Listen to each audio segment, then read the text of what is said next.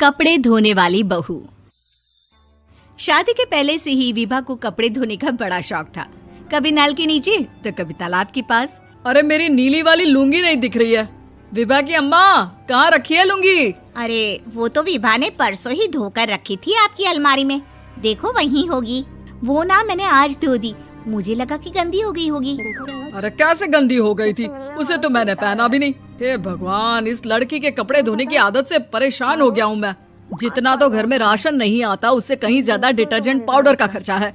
इसकी शादी करवा दो, शादी जाए अपने घर में ही करे काम, फिर चाहे घर के कपड़े धोने हो या पूरे गांव के। हाँ ठीक बोल रही हूँ, देखता हूँ मैं कोई लड़का। वो दिन भी आ जाता है जब विभा को देखने लड़के वाले आ जाते हैं। लड़की मुझे अच्छी लगी। होने वाली सास कहती है, बेटी अगर कुछ पूछना है तो पूछ लो। वैसे तो हमारी लड़की बहुत ही शर्मीली है, जो बोल दो वो मान लेती है, इसे क्या पूछना होगा। अरे कैसी बात कर रही हो माँ, मुझे इन लोगों के घर रहना है, सवाल तो कई है। हाँ हाँ बेटा, पूछ लो ना, क्या पूछना है। आप लोगों के घर कपड़े कौन धोता है? सास का मुंह बन जाता है। देखो, अगर तुम ये कहना चाहती हो कि तुम्हें कपड़े धोने नहीं आते तो सुन लो, कपड़े मैं ही धोती हूँ, लेकिन तुम्हारे आ जाने के बाद मैं रुमाल तक नहीं धोऊंगी। अरे चुप रहना भाग्यवान, बहू बेचारी घर आई नहीं, उसे डराना शुरू कर दिया। वो क्या है ना बिटिया, अभी तक तो ये कल्लू की माँ ही धोती थी, लेकिन अब तुम्हारे पापा तो दहेज में वॉशिंग मशीन देंगे ही। तभी विभा की माँ बोल पड़ती है, सवाल भी पूछा तो क्या। वैसे भाई साहब, मशीन की तो फिर भी कपड़े धोने की कैपेसिटी होती है। मतलब जो बिटिया दे रहे हैं ना विभा, इसे कपड़े धोने का बहुत शौक है। ये आप लोगों के क्या, आस पड़ोस गांव मोहल्ले सबके कपड़े धो दे और उफ तक ना करे। बाहर देखा नहीं आपने कितने कपड़े सूख रहे हैं? सब हमारी बिटिया ने ही तो धोए हैं। बस भी करो ना माँ, शर्म आ रही इतनी तारीफ सुनकर। और तो और एक दाग निकाल कर दिखाओ तो मान जाऊँ। हाँ अच्छा अच्छा, माफ करना बेटा, मैंने गलत समझा। हमें तो रिश्ता बहुत पसंद है। और ऐसे जुड़ जाता है रिश्ता कपड़े धोने का शौक रखने वाली विभा का। उसकी शादी हो जाती है कोयला फैक्ट्री में काम करने वाले कल्लू के साथ। शादी के बाद अचानक विभा चिल्लाती हुई सास के पास आती है। सासू माँ, अरे सासू माँ कहाँ है आप? ये तो धोखा है, धोखा दिया आप लोगों ने मुझे। इसे ससुर के चक्कर के बारे में पता चल गया। अरे तो उसमें तुझे क्यों धोखा मिला है? अरे नल में पानी नहीं आता, कपड़े कैसे कब धुलेंगे? अच्छा अच्छा, तू पानी नहीं आ रहा उसकी बात कर रही है? तो आपने क्या सोचा? कुछ नहीं। अच्छा, तेरी माँ ने कहा था कि कपड़े धोने का शौक है तुझे, याद आया मुझे। शौक शौक बोलकर कपड़े धोने वाले मेरे जुनून को कम ना आके सासू माँ, कपड़ा धोना मेरा गुरूर है। तभी पति भी वहाँ आ जाता है। अभी अभी मैंने इसे सनी देओल की फिल्म दिखाई है, उसी के डायलॉग मार रही है माँ। अच्छा सुन, साफ साफ बता रही हूँ, पानी सुबह 4 से 6 और शाम को 10 से 12 आता है, समझी?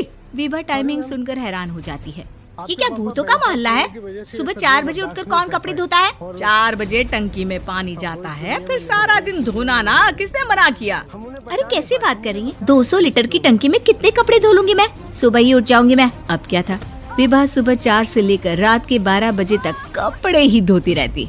एक रोज सास पड़ोस से निकलकर कहीं जा रही होती है कि साथ वाली कहती है, हाँ कल्लू की माँ, जरा ये बताओ कि 2 साड़ी है, 2 ब्लाउज और एक पेटीकोट और एक नाड़े वाला लंबा कच्छा। हाँ तो? अरे तो क्या, कितना लोगी धुलाई ये बताओ। धोबन दिख रहे हैं हम क्या?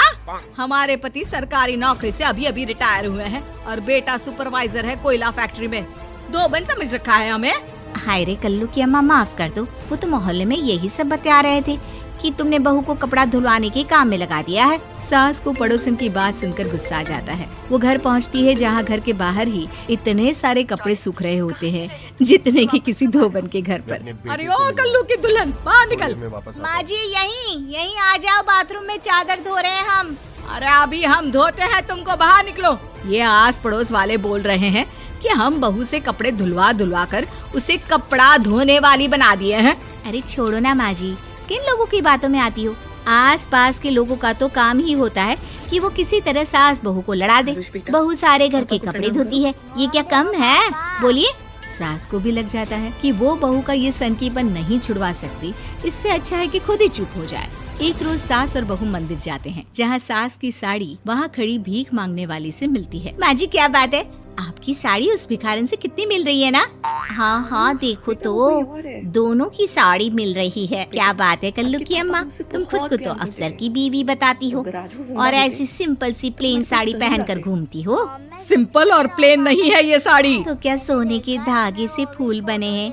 कुछ भी सासू माँ, कुछ भी। हाँ बने थे इस साड़ी में सोने के धागे से फूल।